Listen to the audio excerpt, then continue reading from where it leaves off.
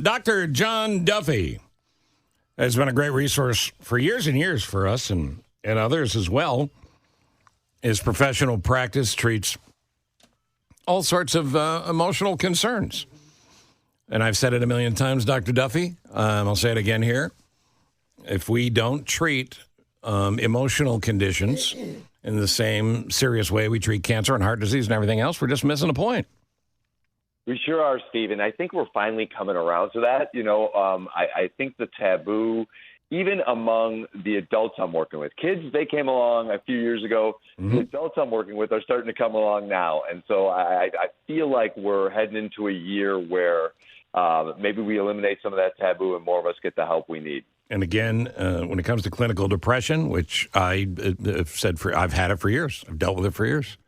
There's no snap out of it. There's no get some fresh air. There's no you have so much to smile about. Why don't you smile? Right. It's as legitimate as emphysema and anything else medically you'd see a doctor for. All right, so let's talk about holiday stress. Andrea, are you stressed? I'm not stressed, but I know a lot of people who are. This is a difficult time for them. Maybe they've lost a loved one recently or not so recently. What would you first say to them, Dr. John, when the holidays come? Because, like Steve said, a lot of times people do say, snap out of it. You'll be okay. You should be happy. It's Christmas.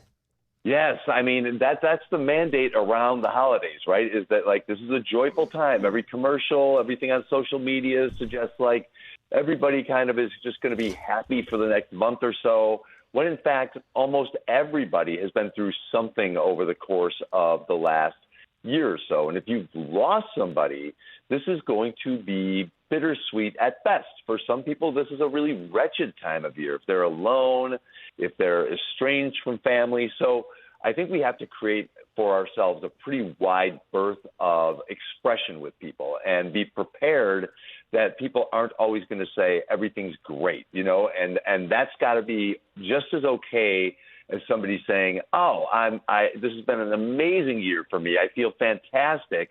Yeah, we want to applaud that and celebrate that, but we have to recognize that for maybe more than half of us, we've been through something really, really difficult, and we need to be able to express that. Otherwise, we're just kind of sitting quietly through the holidays, kind of miserable.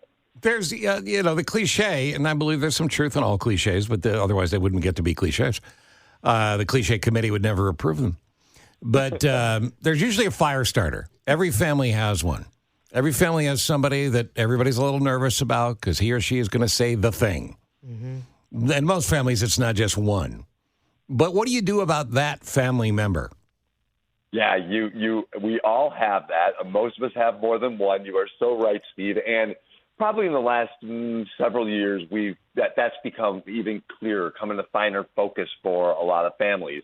So what I encourage my clients to do is set boundaries that are really, really clear and plan it out.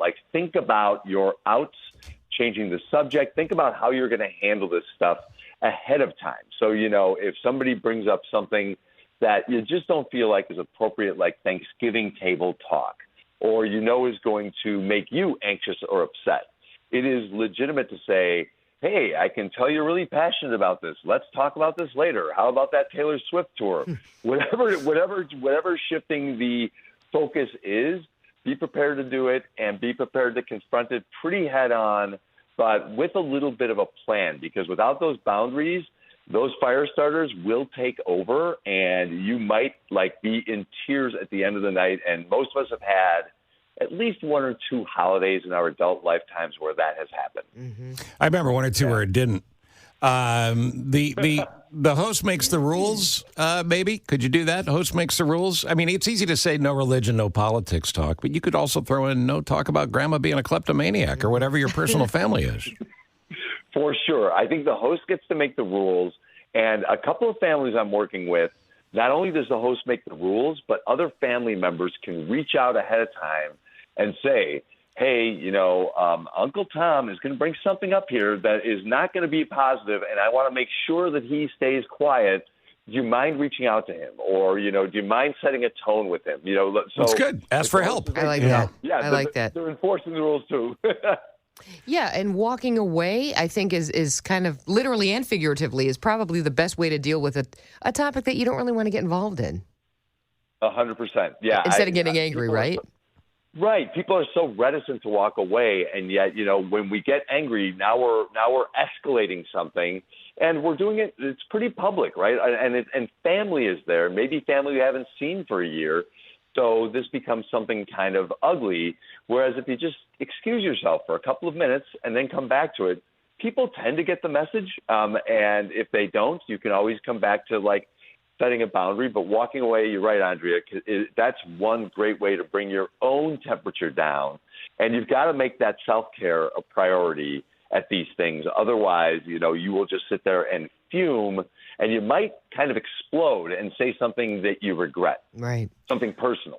You know what, Dr. John, we took your advice about 3 years ago, and it has just been phenomenal because we will talk about specifically what we aren't going to approach, what is subject, and I've already talked to other people who are coming and going, hey, could you mention this to so-and-so? Really? We're not going, yeah. And it has saved us. Not that although I will say this, we sat for 4 hours without talking.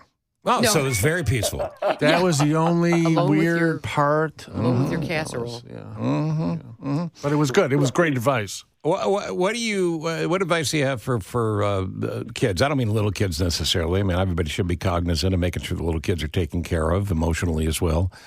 But a lot of families obviously have teenagers who really don't even want to be involved. For sure. Should you give them a break, or isn't it important to say, no, you need to be around your family? Years from now, you're going to appreciate these memories. I like the latter way more than the former. This is a character-building, resilience-building opportunity for kids. So if you've got especially teen and even tween-age kids, middle schoolers up through high school and beyond, my bias is they can hang in there for a few hours with family. And, what I find, I work with a lot of kids, and what I find is that if they're kind of pressed to stay in the situation, they tend to have something to say. They tend to start to weigh in and find oh, I have an opinion on things. My opinion can be respected. And it's not that big a deal to hang out here, and maybe I'll enjoy parts of it. So you want to give them the opportunity, maybe force them into the opportunity where they can prove themselves resilient to these times, and maybe they can participate and learn oh, I have a little more social intelligence here than I thought I did because I've got something to say about this. Yeah, and I'm glad you brought that up too, because listen to the kid when the kid's talking. Engage with the kid. Don't treat the kid like they're 12 or 13 or 14 or 15. Treat them like, somebody that's worthy of the conversation, and have a conversation with them. A young adult. Yes. That's one of the things the parents I'm working with, they tend to often dismiss their kids they're not going to want to say anything. If they stay, that's good enough. But if you engage them, they're going to impress you. Kids have a lot to say about a lot, and they've got access to everything on a phone. So, it's not like they don't have some information to share. Yeah, and here's the last thing, and it's a real bulletin. Everybody wants to talk about themselves. So if you're uncomfortable at these social gatherings, family gatherings, I can tell you right now, and I've been interviewing people my whole life, you ask people about themselves, they will talk to you. Yep. What are you up to? Yeah. How's the family? Yep. Right. Get that fire starter talking about themselves for sure. So great work, Dr. John Duffy. And what are you doing for Thanksgiving? I will be with my family up at my brother's house. It's going to be great. All right. Well, good luck putting that fire out. And what's the number at the practice? I'm at drjohnduffy.com. You'll find everything, including my new book, Rescuing Our Sons, on that website. Oh, excellent. Nice. Rescuing Our Sons. You're always welcome here to plug anything. You know that. drjohnduffy.com. Thanks, guys. All right, man. See you later. There you go. Walk That's away. Walk away. We're talking about KRP. I said it'd be a great sitcom to have an award-winning therapist. I mean, somebody that just totally was on it and giving out advice, and their home life was an absolute train wreck. Right. They couldn't get anything fixed. And then somebody said, yeah, Frasier. It was on for about 20 years. Oh, right. Yeah. All right.